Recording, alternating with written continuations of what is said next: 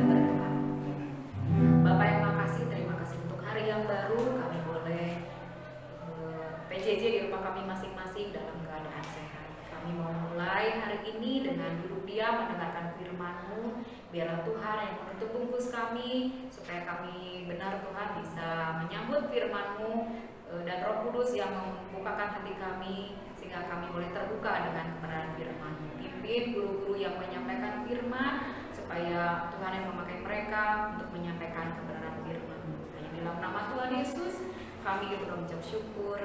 Amin. Oke, shalom anak-anak semuanya. Jumpa lagi sama Mr. Edi di renungan hari ini ya. Kita memasuki tahun 2021 dan Mr. Edi tidak lupa mengucapkan selamat tahun baru buat anak-anak semuanya. Semoga di tahun ini kita semua diberikan kelancaran, kita semua diberikan berkat yang berlimpah dan kasih setia Tuhan selalu menyertai kita semua. Oke, ngomong-ngomong di tahun yang baru ini ya, pasti kita memiliki atau mempunyai suatu pengharapan, benar nggak? Dan kita juga pasti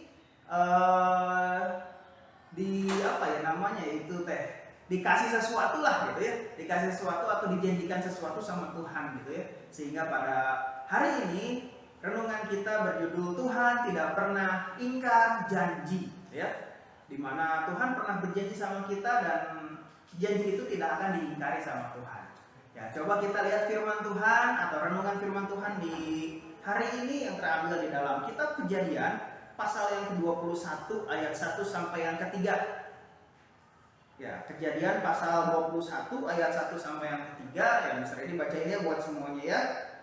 Di sini judul perikopnya itu Ishak lahir. Ya, kita baca ya firman Tuhannya. Tuhan memperhatikan Sarah seperti yang difirmankannya, dan Tuhan melakukan kepada Sarah seperti yang dijanjikannya. Maka mengandunglah Sarah. Lalu ia melahirkan seorang anak laki-laki bagi Abraham dalam masa tuanya, pada waktu yang telah ditetapkan sesuai dengan firman Allah kepadanya. Abraham menamai anaknya yang baru lahir itu Ishak, yang dilahirkan Sarah baginya. Ya, mungkin ini adalah suatu cerita firman Tuhan yang sering anak-anak dengar ya, yaitu tentang kelahiran dari seorang putra dari Abraham yang bernama Ishak. Ya, kita tahu sendiri gitu ya bahwa Tuhan pernah berjanji kepada Abraham gitu ya, salah satu janjinya itu akan memberikan keturunan, dan keturunannya itu akan seperti bintang di langit dan seperti pasir di pantai gitu ya, katanya ya, keturunannya itu ya. Tetapi sampai pada masa tuanya janji Tuhan kepada Abraham itu tidak datang-datang gitu ya.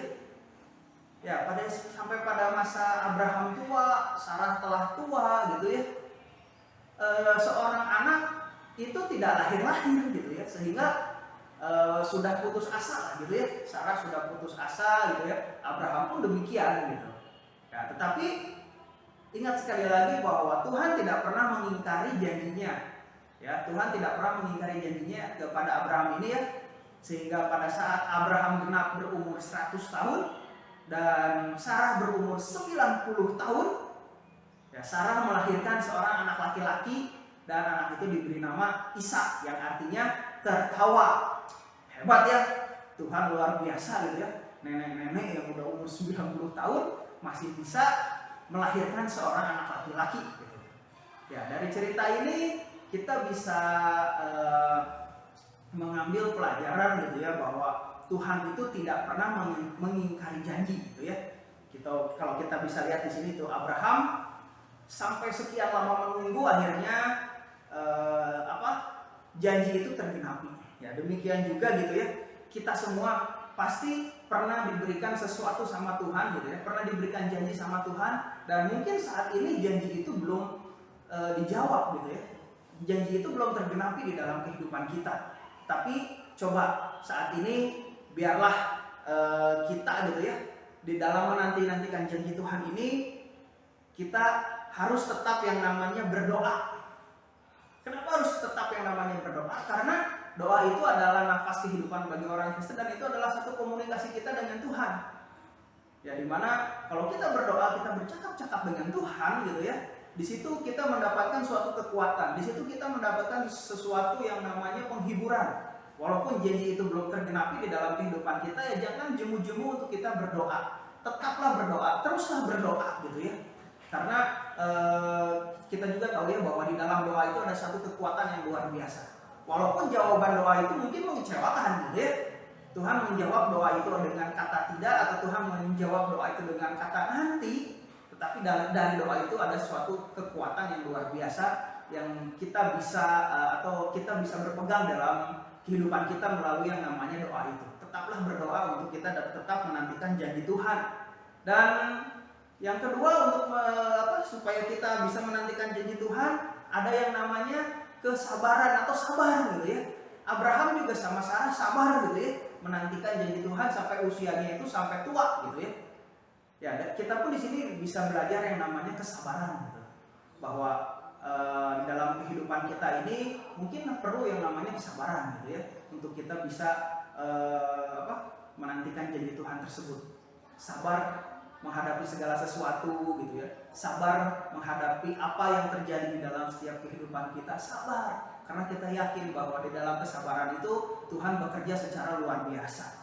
Dan ingat gitu ya, bahwa Tuhan menepati janjinya itu sesuai dengan yang namanya waktunya Tuhan, bukan waktunya kita gitu ya.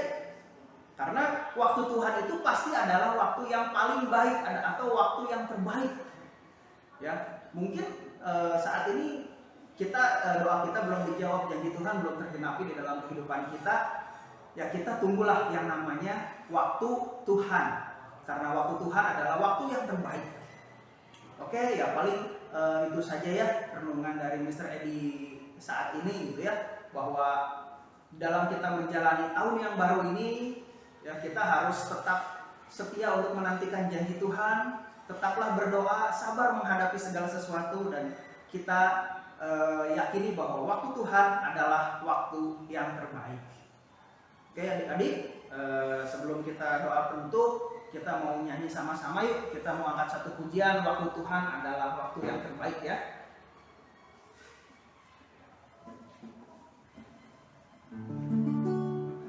Kita nyanyi refnya aja ya, lihat anak-anak ya. Waktu Tuhan pasti yang terbaik, walau kadang tak mudah dimengerti, lewati cobaan, ku tetap percaya waktu Tuhan pasti yang terbaik. Waktu Tuhan pasti yang terbaik, walau kadang tak mudah dimengerti, lewati cobaan, ku tetap percaya waktu Tuhan pasti yang terbaik. Waktu Tuhan pasti yang terbaik. Waktu Tuhan pasti yang terbaik.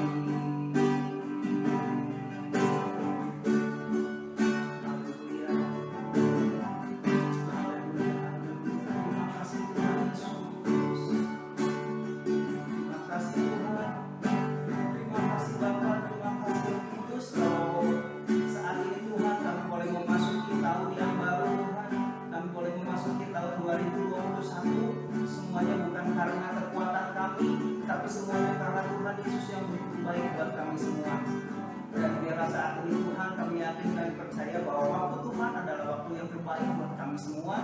Dan Tuhan Yesus pasti selalu menjawab setiap doa-doa kami. Dan Tuhan Yesus juga gak pernah mengingkari setiap janji yang diberikan sama kami semua. Biarlah apapun yang Tuhan Yesus janjikan kepada kami semua, Tuhan Yesus pasti akan menggenapinya di dalam setiap kehidupan kami.